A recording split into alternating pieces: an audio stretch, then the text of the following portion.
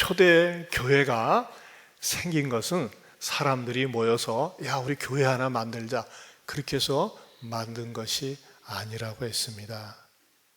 초대교회가 시작된 것은 주님의 명령을 받들어 예루살렘에서 일단 모여서 간절히 기도하기 시작했습니다. 그러면서 어떤 현상이 일어났습니까? 갑자기 오순절날이 되니까 하늘로부터 급하고 강한 바람 같은 소리가 있었고, 그러면서 불의어처럼 갈라지는 그 성령이 역사하면서 교회가 시작된 것입니다. 이 세상의 모든 종교는, 기독교를 뺀 모든 종교는 자기들이 만든 것입니다. 그러나 기독교는 하늘로부터 계시가, 참된 계시가 주어져서 만든 것입니다. 사이비 종교나 사교로부터 끌림을 받아서 그 종교에 빠졌을 경우에 처음에는 잘 되는 것 같아요. 그러나 끝은 파국과 멸망에 이르게 된다고 하는 것입니다. 지난 시간에는 성령의 바람은 살리는 바람임을 말씀을 드렸습니다. 오늘은 불같은 성령에 대해서 말씀을 드리고자 합니다. 자, 이 불같은 성령이 임하신 사건은 오늘 우리들에게 어떤 의미가 있으며 실제적으로 어떤 영적인 축복이 있을까요? 자, 우선 성경을 통해서 말씀을 증거하고자 합니다. 사도행전 강의 19번째인데, 첫 번째로 불이 혀처럼 갈라지는 것들이 보였다는 것입니다. 따라서 합시다. 불이 혀처럼 갈라지는 것들이 보였습니다. 3절을 다시 한번 볼까요? 시작. 마치 불이 혀처럼 갈라지는 것들이 그들에게 보여 각 사람 위에 하나씩 임하여 있더니, 여러분, 이 불길 나는 거 보면 그 혓바닥처럼 이렇게 막 갈라지지 않습니까? 그런데 이 불이 말이죠, 우리는 이 불이 붙을 때 보면 확 어떤 장소에 확 불타오릅니다. 그런데 놀랍게도 오늘 성경에서는 각 사람의 하나씩 임했다고 그랬어요. 120명 한 사람 한 사람 모두에게 불이 갈라지는 것처럼 임했다는 거예요. 그럼 여러분, 머리에 불이 붙는다고 생각을 해보세요. 아이 뜨거, 아이 뜨거, 아이 뜨거, 그러지 않겠어요? 그러지 않겠습니까? 아이고, 이게 뭐야, 이게 뭐야 하면서 놀랄 텐데 놀라는 것도 없어요. 분명히 불이 임했다고 하는데 불은 불인데 뜨겁다거나 데웠다거나 그런 현상이 없다고 하는 것입니다. 왜 그랬을까요? 일반적인 불은, 불의 원리는 어떻습니까? 어떤 사물이나 물질에 닿으면 그 불의 역사는 뭐예요? 태우는 것이고, 재가 될 때까지, 소멸될 때까지 태우는 것이 불의 일반적인 자연의 성질입니다. 그러나 성령의 불은 안 그래요. 참 신비한 불입니다. 그런데 불은 불이면서도 사물을 태우지 않았던 이 불이 어디에서 나타나는지 아세요? 구약에서도 나타났어요. 그것은 모세가 광야 생활을 할 때 나타나는 불의 현상인데, 어떤 식으로 나타나는가? 출애굽기 3장 2절에서 5절입니다. 우리 한번 같이 읽어볼까요? 읽어봅니다. 여호와의 사자가 떨기나무 가운데로부터 나오는 불꽃 안에서 떨기나무에 불이 붙었으나 그 떨기나무가 사라지지 아니하는지라. 이에 모세가 이르되 내가 돌이켜 가서 이 큰 광경을 보리라. 떨기나무가 어찌하여 타지 아니하는고 하니, 그때에 여호와께서 그가 보려고 돌이켜 오는 것을 보신지라. 하나님이 떨기나무 가운데서 그를 불러 이르시되 모세야 모세야 하시매 그가 이르되 내가 여기 있나이다. 하나님이 이르시되 이리로 가까이 오지 말라. 내가 선 곳은 거룩한 땅이니 네 발에서 신을 벗으라. 아멘. 자, 이건 어떻게 나타난 현상인 줄 아시죠? 모세는 원래 바로의 왕자로 입양이 되었었어요.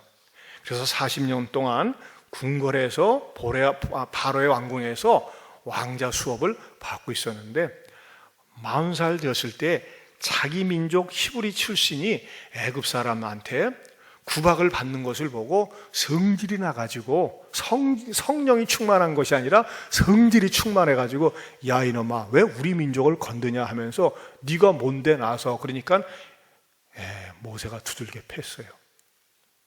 여러분 두들겨 팬다고 해서 쉽게 죽는 거 아니에요.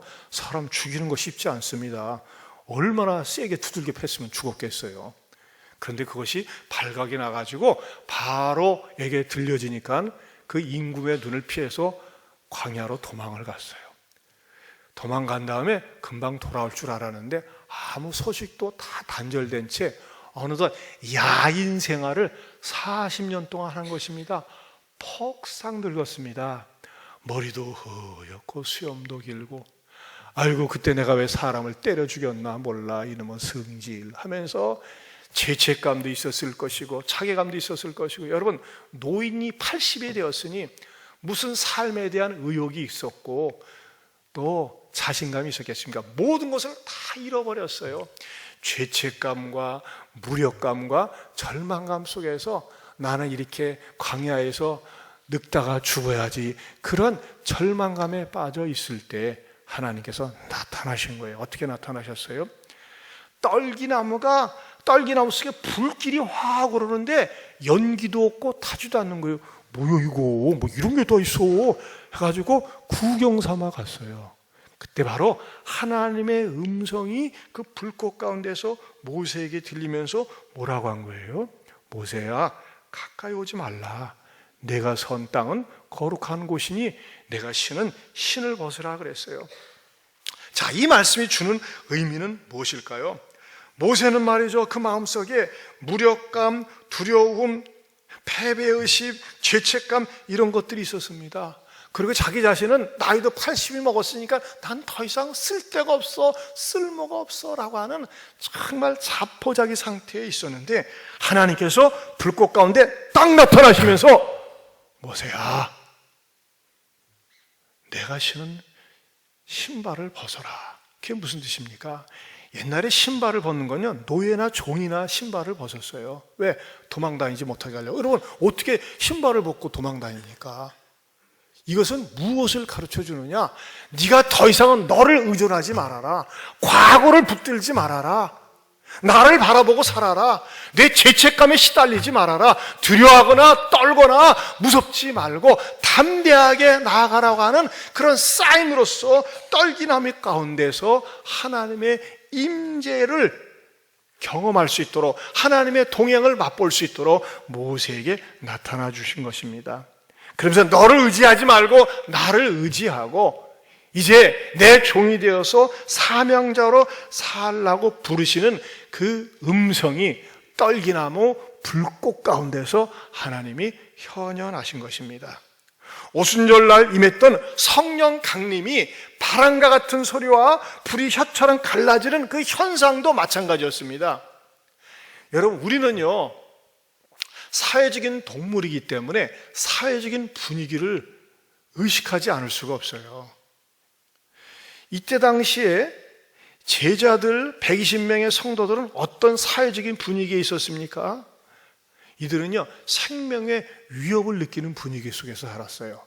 정치, 사회, 문화가 어떤 분위기였느냐? 일단 로마 식민지하에 살았고 예수님이 십자가에 죽으시고 3일 만에 부활한 것을 두 눈으로 보았지만 감히 담대하게 나가서 외칠 수 있는 담대함도 없었어요. 소심함과 두려움과 무서움과 공포가 이들에게 있잖아 현실적으로는 전개되고 있었다고 하는 것입니다.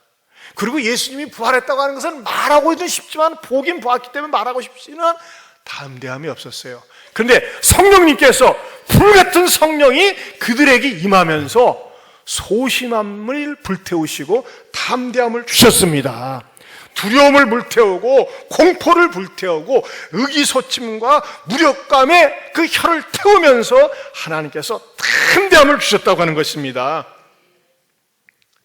두려움이 태워지고 소심함이 태워지고 무력감이 태워지면서 하나님께서는 이들에게 담대함을 주셨고 자신감을 주셨고 용기를 주셨고 평안함을 주셨고 소망을 주셨습니다. 이게 성령의 불이 임할 때 일어나는 현상입니다. 저도 이것을 경험한 적이 있습니다. 제가 2000년 7월 23일 날 개척을 했습니다. 2000년. IMF가 1997년에 왔고, IMF로 말미암아 회사들이 계속 부도가 나고 실직자가 늘어나고 어려운 사회적인 현상이었습니다. 제가 남중동 제1예식장에서 3개월 월세방을 얻어가지고 개척을 할 때 제 마음속에 이 사회적인 현상 때문에 가만 있어봐, 사람들이 먹고 살기 힘들다고 그러고 여기저기서 실직자가 일어나고 명퇴자가 일어나고 이 나라가 어떻게 될지 모르는 그런 상황에 있을 적에 제 마음속에도 불안했어요. 가만히 있어봐, 이 개척하다가 망하는 거 아니야? 가만히 있어봐, 이 3개월 끝난 다음에 어디로 가지? 눈에 보이는 현상들은요, 두려움과 공포와 무서움과 자신 없음, 이런 것들이 계속 눈에 보이고 자신감이 사실 없었어요. 그리고 저는요, 여러분들이 보실 때는 어떻게 보실지 모르지만 굉장히 소심했습니다. 그런데 성령님을 의존하면서 오로지 기도에 힘쓸 때 성령님께서 현상들은 두려움과 무서움과 공포와 자신감 없음을 주셨지만, 성령님께서 마음속에 아니다, 내가 너와 함께 한다, 두려워하지 말라, 놀라지 말라, 내가 너를 도와주겠다, 이런 자신감을 주셨다고 하는 것입니다.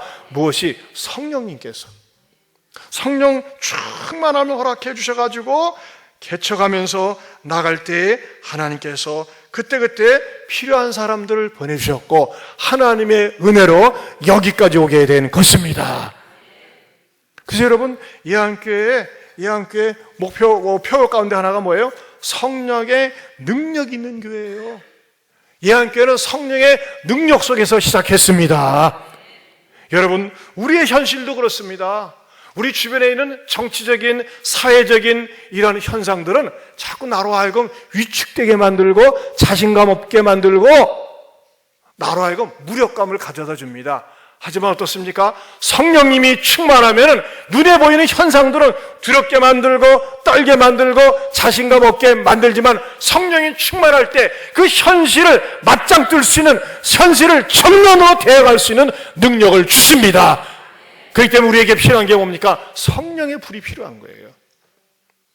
여러분, 성령의 불을 받으면요, 하나님께서 내 죄를 용서하시고 현상적으로는 답답하고 암담하지만 이 어두운 가운데서도 빛을 발견할 수가 있고 담대하게 나갈 수가 있습니다. 저는 이 예배 2부의 때도 성령께서 다시 한번 우리의 믿음을 회복시켜 주시고 성령 충만함을 함께 해주시기를 바랍니다. 저는 이 찬양을 부르고 싶더라고요. 나는 안에 내가 사는 이유 불이 되는 거 한번 부릅시다.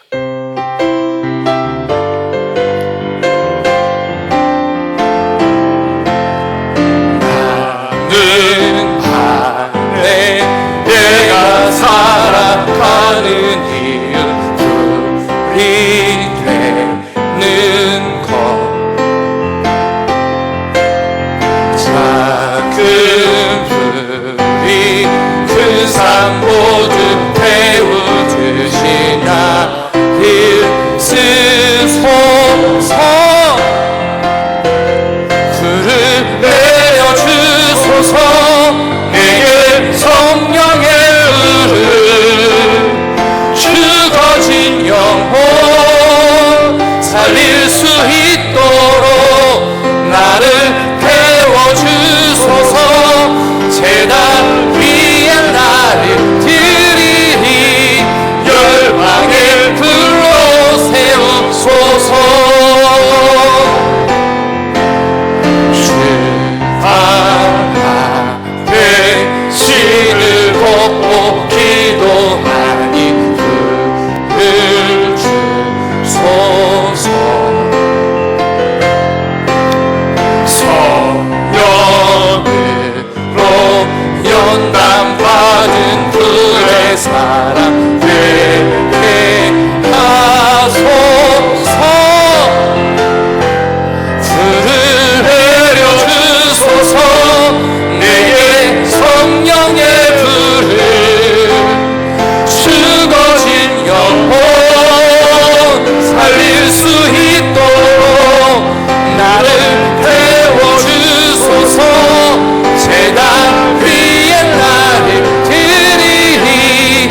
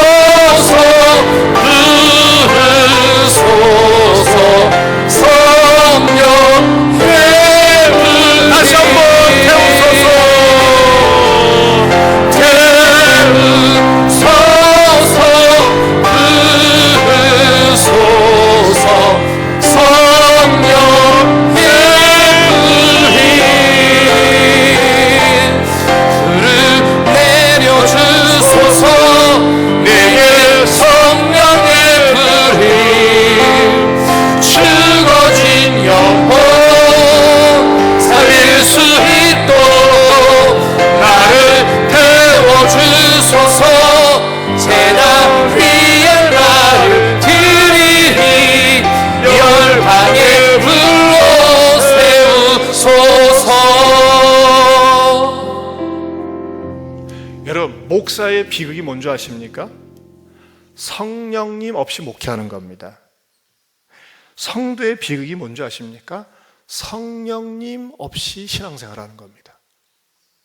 성령 충만하지 않은 채 신앙생활하는 것, 그 현상이 어떻게 나타나는지 아세요? 여러분들이 제가 말씀드린 것 가지고 진단을 해보세요. 성령 충만하지 않으면요, 머리도 마음도 냉랭합니다. 불이 꺼져서 그래요. 냉랭하면 어떻게 되는지 아세요? 예배가 냉랭합니다. 시체 냉랭하죠? 죽었기 때문에 그래요. 내 심령이 죽어보세요. 냉랭합니다. 예배에 감격이 없습니다. 예배에 사모함이 없습니다. 예배에 목마름이 없습니다. 왜? 냉랭하기 때문에. 영적으로 죽어 있어서 그래요. 여러분, 냉기는 좋은 거 아니에요? 요즘 날씨가 쌀쌀한데 차가운 방에 들어가 보세요. 추워. 이러다 감기 걸려 그러지 않습니까? 몸도 차가워 보세요. 어이구, 서서히 식어갑니다. 죽어가는 겁니다. 사람이 죽어가면 몸에 냉기가 와요. 여러분, 죽은 사람 말이죠, 끌어안기가 좋습니까? 섬찟합니다. 그래서 죽은 사람 말이죠, 아무도 만지려고 하지 않아요. 얼마나 보기 흉하면 다 이렇게 덮어놓습니까? 무서우니까. 여러분, 냉기가 있는 사람 무서워요. 그리스도인에게 냉기가 들어가면요, 예배에 대한 목마름이 없어요. 예배에 대한 사모함이 없어요. 냉기가 영혼 속에 차면요, 찬송을 불러도요, 찬송이 적극적이질 않아요. 태우사사 태우사 이래가지고 태워지겠어요? 네? 찬송을 해도요, 소극적입니다. 기도를 해도요, 자고 싶어요. 말씀이 들어오지 않습니다. 어떻게 됩니까? 비극적 신앙생활을 하는 것입니다. 사랑하는 성도 여러분, 저는요, 저와 여러분들이 냉랭한 그리스도인으로 머물지 않기를 바랍니다. 성령이 충만해야 돼요. 성령의 불이 임하면요, 목마름이 있습니다. 사모함이 있습니다. 간절한 마음이 있습니다. 이것이 바로 성령 충만한 모습인데, 하나님께서 이 예배 속에서 성령의 충만함을 회복시켜 주시기를 바랍니다. 여러분, 그렇기 때문에 우리의 기도 1순위가 뭐가 되어야 하는지 아십니까? 주여, 나에게 성령의 충만함을 허락하여 주시옵소서. 여러분, 성령 충만하지 않고 신앙생활을 할 수 있어요. 습관적으로 할 수 있어요. 형식적으로 할 수 있어요. 대신에 냉랭합니다. 마음도 냉랭, 얼굴도 냉랭, 생각도 냉랭합니다. 냉랭한 사람은요, 대인과 같은 게 있어서도 냉랭해요. 그러나 성령의 사람은 뜨겁습니다. 가슴이 뜨겁습니다. 주여, 이 예배에 참석한 모든 분들에게 성령 충만함을 허락하여 주시옵소서.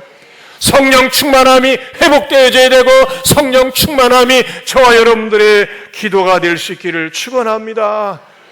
아이고, 그냥 시간의 구애만 받지 않으면 이 찬양 한 10번 부르면서 막 기도하고 싶어요. 왜?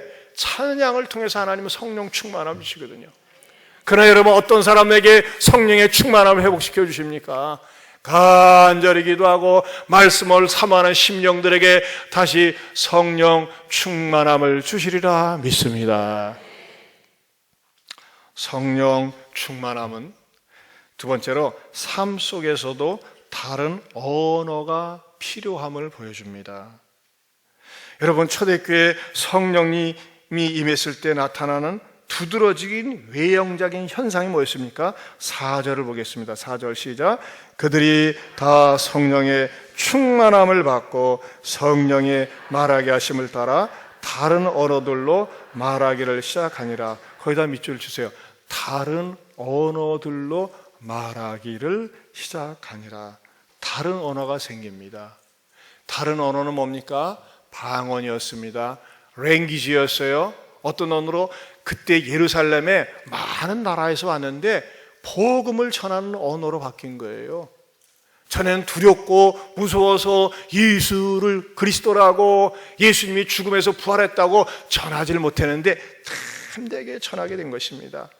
여러분, 성령 충만하게 되면요, 두 가지 외열매로 나타납니다. 하나는 외형적인 열매가 있고 또 하나는 내형적인 열매가 있어요. 외형적인 열매는 뭡니까? 낯선 사람을 만나면, 믿지 않는 사람을 만나면 예수님을 전하지 않을 수가 없어요. 예수님을 말하고 싶지 않으면 견딜 수가 없어요. 그게 성령 충만한 현상이에요. 여러분 오해하지 마세요. 성령 충만한 게 뭐 희한하고 이상하고 그런 게 아니에요. 성령 충만하면요, 나를 위해 십자가에 죽으시고 부활하신 예수님을 낯선 사람, 믿지 않은 사람 만나면 막 전하지 않을 수가 없어요. 이것이 성령 충만한 증거입니다. 그러나 낯선 사람, 믿지 않은 사람 만나도 아무렇지도 않다. 성령 충만하지 않습니다. 저는요, 저와 여러분들이 낯선 사람, 믿지 않은 사람 만나기만 하면 때를 얻든지 못 얻든지 듣든지 아니 듣든지 어느 곳에 있든지 예수님을 전하지 않고서는 견딜 수 없는 이 다른 언어 예수를 전할 수 있는 외형적인 열매도 있기를 축원합니다. 하지만 성경은요, 균형이에요, 균형. 이 외형적인 열매뿐만 아니라 내형적인 열매도 성경은 강조하고 있습니다. 사람이 외향적인 사람이 있고 내향적인 사람이 있는 것처럼 내향적인 열매를 또 성경에서 강조하고 있어요. 그건 뭡니까? 에베소 5장 18절에서 21절입니다. 같이 읽어보겠습니다. 시작. 술 취하지 말라.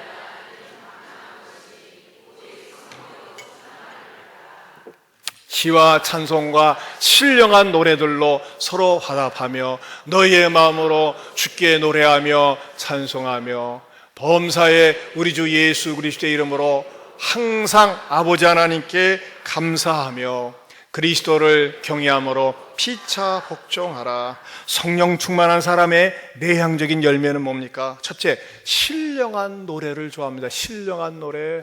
신령한 노래가 뭡니까? 찬송입니다. 여러분, 여러분의 승용차가 성령 충만한지 아닌지는 평소에 듣는 노래를 보면 알아요. 맨날 세상 노래, 뽕짝 노래, 술 먹는 노래, 춤추는 노래, 그런 노래 부르는 사람 성령 충만하지 않습니다. 성령 충만한 사람은 뭐예요? 찬양을 하고 싶어요. 하나님을 높이는 노래를 부르고 싶어요. 복음성을 듣고 싶어요. 여러분, 우리 성가대 가운데 한국이나 전라북도 국민 가수가 한 분 계세요. 이분이 예수 믿고 우리가 신앙생활 하면서 어디서 말이죠, 이 세상 노래 불러달라고 하면 이젠 싫대요. 찬양을 하는 곳이라면 좋대요. 이게 변화받은 증거예요. 여러분들, 저 여러분들의 삶 속에 시간만 나면, 틈만 나면 주님을 높이고 싶고 찬양하고 싶고 주님을 기쁘게 하는 노래를 부르고 싶은 신령한 노래가 가득 찰 수 있기를 축원합니다. 이게 성령 충만한 증거예요. 그러지 않고 교회를 다니면서도 맨날 세상 노래만 듣고 싶다. 아이고, 아직 성령 충만하지 못해서 그래요. 성령 충만한 사람은요, 내가 구속받은 거, 내가 나된 거 하나님의 은혜로다, 은혜로다. 또 주일날 예배 속에서 부른 찬양이 있으면 어떤 분들이 목사님 그 찬양 좀요 인터넷에 좀 올려주세요. 다운받을 수 있어요. 가사 좀 보내주세요. 그런 분들이 있어요. 왜?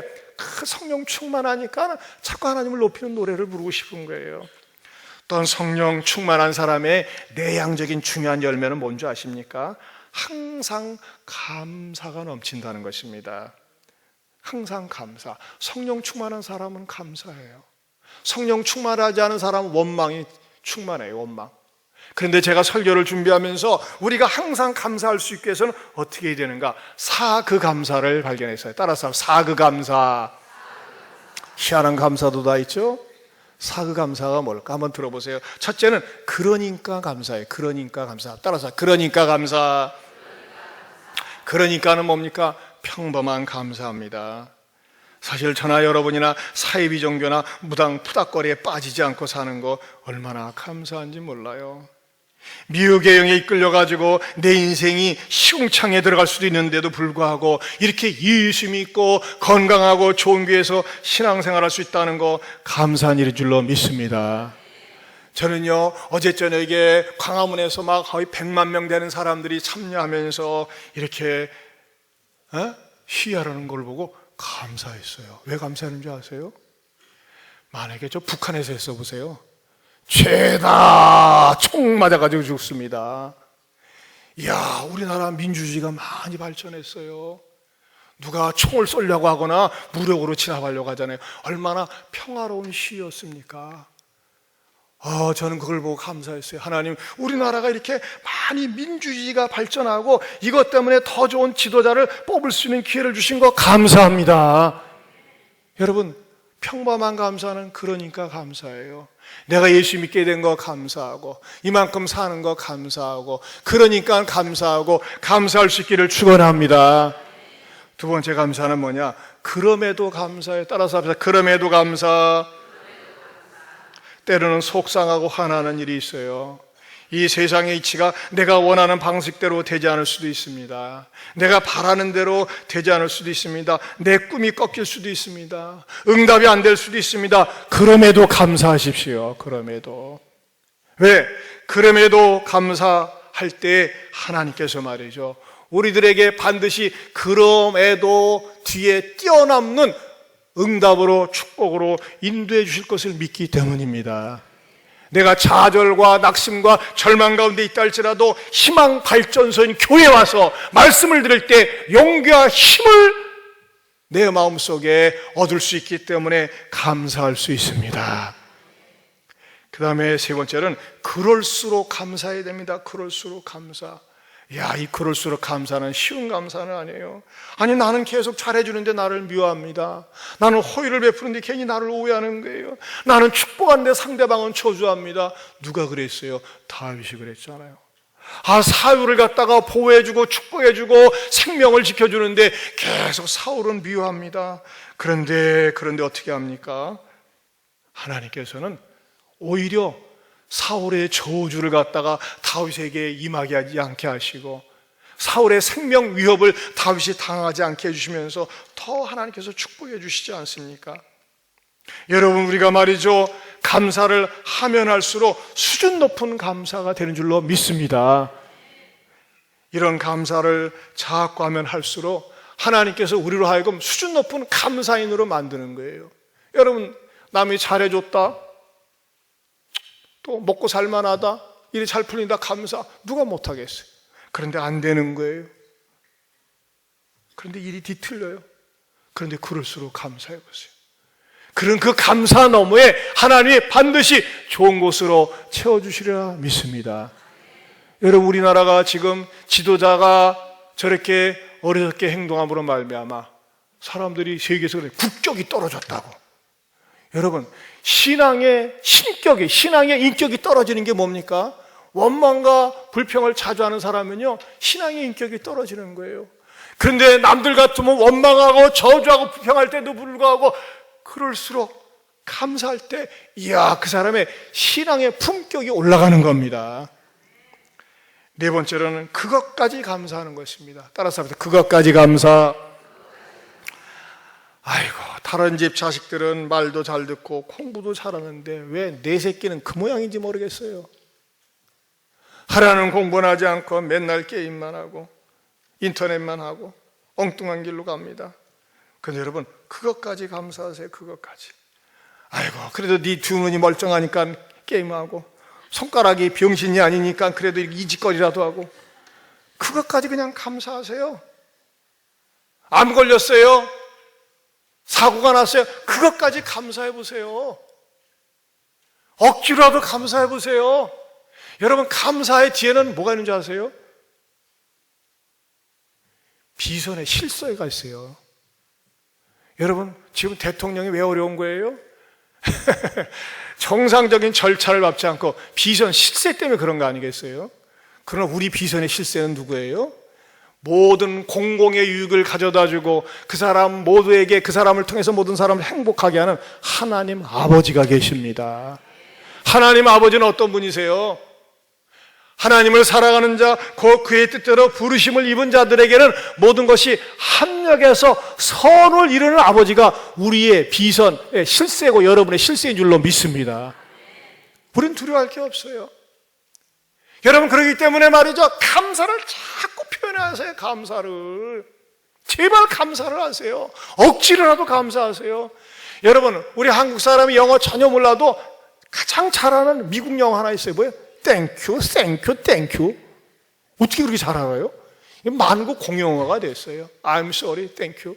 여러분, 미국에서 생활할 때 두 마디만 할 줄 알면요, 웬만한 거 다 된다고 하지 않아요? 여러분, 미국에서는요, 부모들이 어려서 자녀들에게 땡큐를 얼마나 철저히 가르치는지 몰라요. 식탁에 앉아가지고 뭘 건네줄 때도 땡큐. 땡큐 안 하면 say 땡큐, say 땡큐 가르치는 거예요. 너 왜 땡큐 안 해? 억지로라도 가르치는 거예요. 지금 미국 사람은요, 몸에 배 있는 게 땡큐예요. 여러분, 저는 여기서 좋은 교훈을 얻습니다. 억지로라도 감사해 보세요. 그럼 하나님께서 반드시 감싸주시고 합력해서 선한 곳으로 인도해 주시리라 믿습니다. 여러분, 성령 충만한 것을 희한한 데서 찾지 마세요. 성령 충만하면요, 바깥에 나가서 안 믿는 사람 보면요, 예수님을 전하지 않으면 견딜 수 없는 것으로 나타나고, 내면 세계 속에서는, 대인관계 속에서는 신령한 노래가 있고, 상황은 지금 불리하지만, 일은 풀리지 않지만, 자식들은 말은 듣지 않지만, 물질적으로 꼬여있지만, 부도가 날 것 같지만, 질병에 걸렸지만은, 그러니까 감사하고, 그럼에도 감사하고, 그럴수록 감사하고, 그것까지 감사할 때 그 사람이 성령 충만한 사람이 되는 줄로 믿습니다. 그렇다면 제가 여러분들에게 묻고 싶습니다. 사랑하는 성도 여러분, 성령 충만하십니까?